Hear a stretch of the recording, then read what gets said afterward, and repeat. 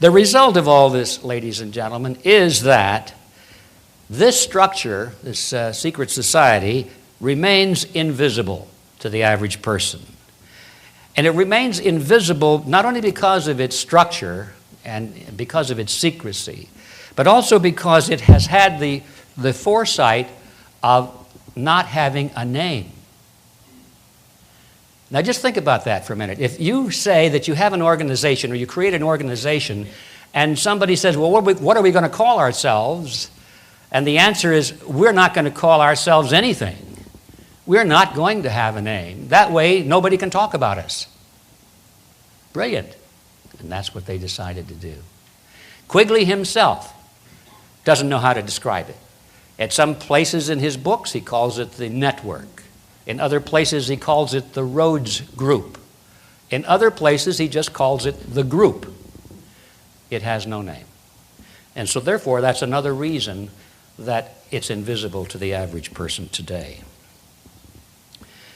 Now, at the inner circle of this organization that I'm describing, that was called the Society of the Elect.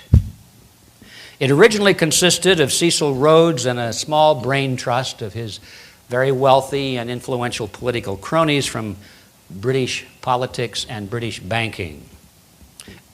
The center of gravity, as I said earlier, shortly thereafter, after Rhodes' death, didn't take long before the center of gravity shifted away to the Rockefeller Group, which was very quick to move into that circle. And now we see that there are centers or secondary centers of influence within the Rockefeller Group and centers within such organizations as the Bilderberg Group and the Trilateral Commission, to name just a few. And the goal shifted away from creating a world empire based in England to a world empire based in New York called the New World Order, but based on the model of collectivism. Now, the secondary rings around this society of the elect that Cecil Rhodes created were called roundtables. That's the name they gave them, roundtables. And these existed in the United States, Britain, and all the former British dependencies. Finally, there was a tertiary group or ring around that was created. Each of those roundtables in each of the countries created another ring larger around it. And they called those, in most of the British dependencies, they called those the Royal Institute for International Affairs. You'll find that in England, you'll find it in Canada, and so forth. That's what it's called. It's still there. Very powerful, prominent institutions in British politics in all of these countries.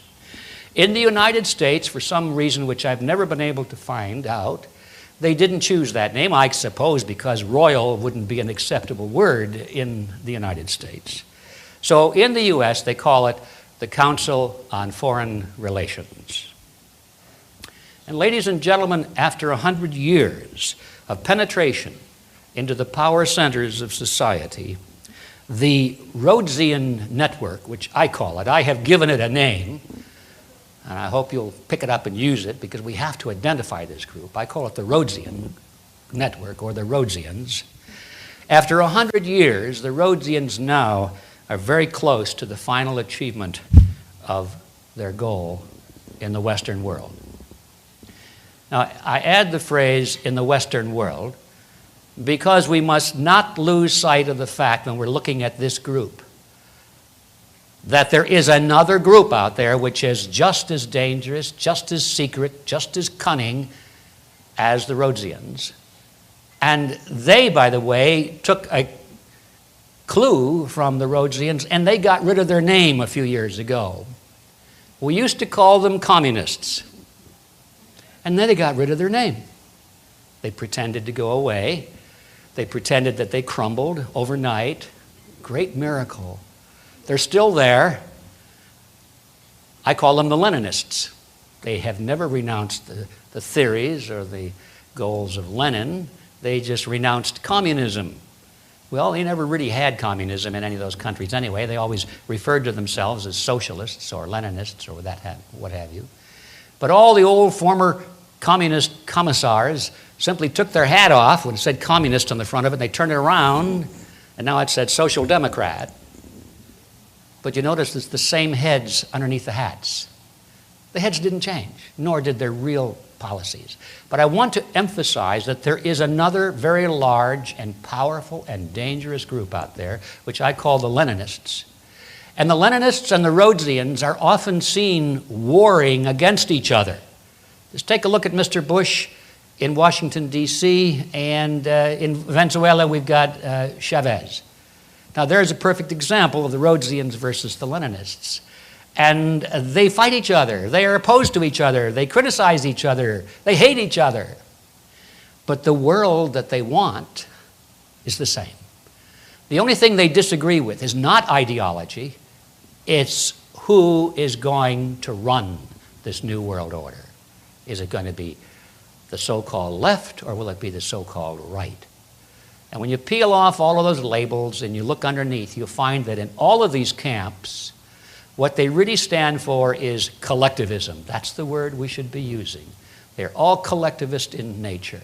But then they wrap themselves in flags and different rhetoric, and they appear to oppose each other. But I want to emphasize, just because we are focusing tonight on one group does not mean that that is the only place we need to keep our guard up, because we have another equally potential group very much alive in the world today. Now, that is my summary. It's time now to let the conspirators describe it, and so I'm going to do some reading for you. I guess I'm blowing into this. Is that what I'm doing? I hate to read a lot in a speech, but in this case, I feel that I have to, because otherwise you'd think that I was making some of this up. So I'm going to do a little extensive reading and let you see that the conspirators themselves really have said basically what I have said. Now, we'll begin, where am I? Okay. We'll begin in Tragedy and Hope by Carroll Quigley. And he says this. He says, I know of the operation of this network.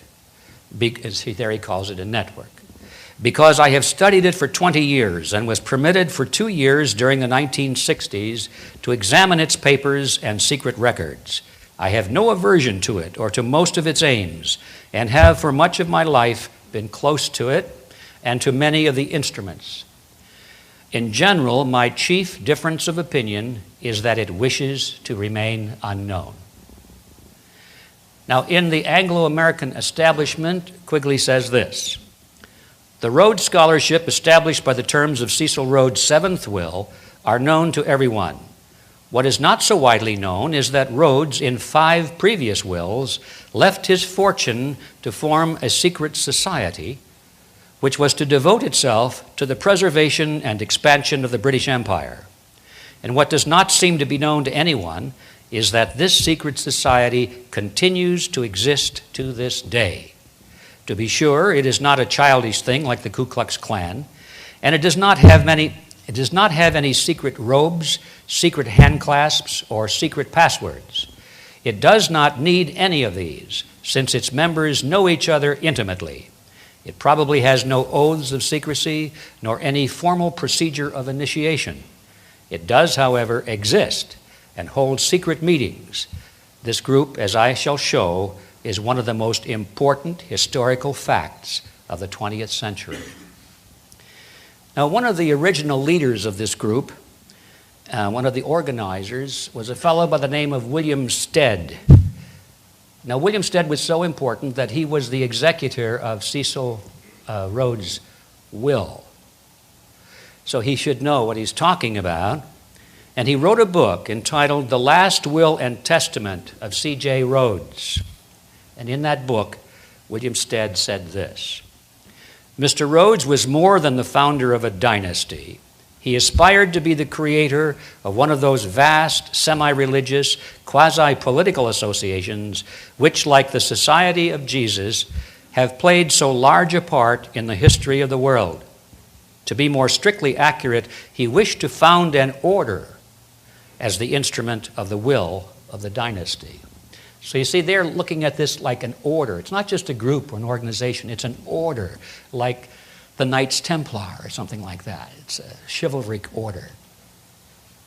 In Cecil Rhodes' handwritten manuscript, this was not published until fairly recently, we find this coming directly from Cecil Rhodes' own pen. He said, "I contend that we English are the finest race in the world, and that..." I don't know what to do about this. Stop breathing, I guess.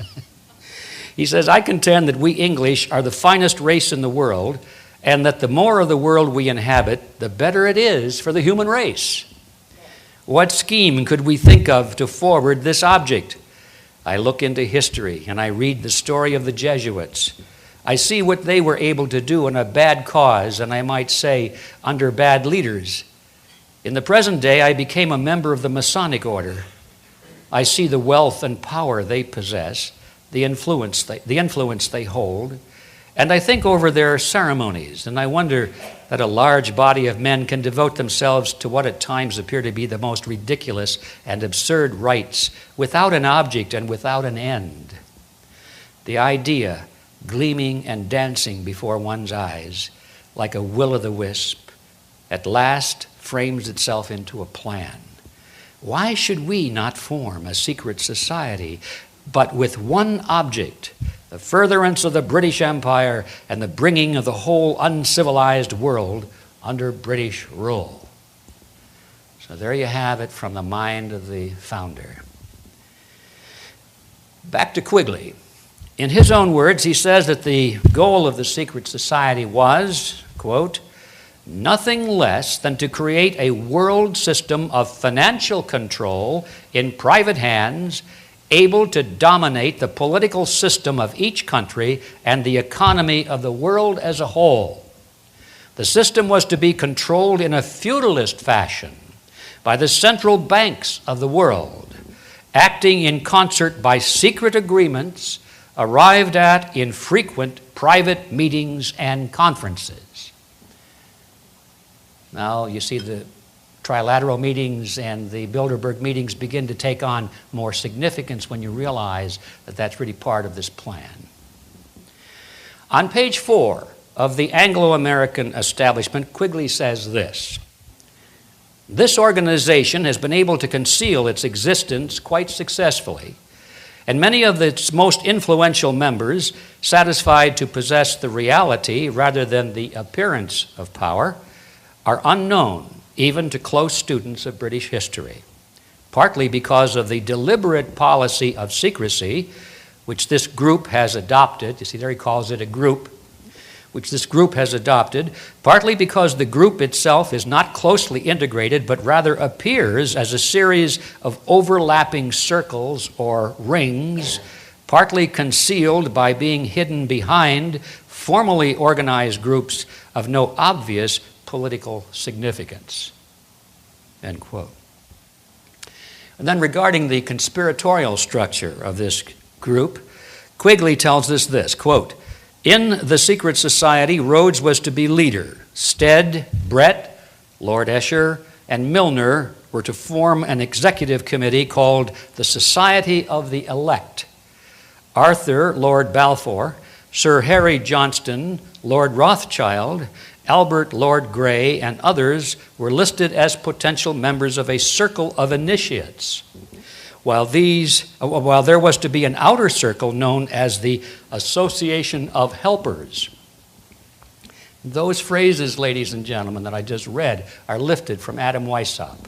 Those are his phrases. Association of Helpers. This was later organized by Milner as the Round Table organizations that I mentioned a moment ago. After the death of Cecil Rhodes, the organization fell under the control of Lord Alfred Milner, who recruited young men from the upper class of society to become part of the Association of Helpers, which, as I mentioned, became later known as the Round Tables.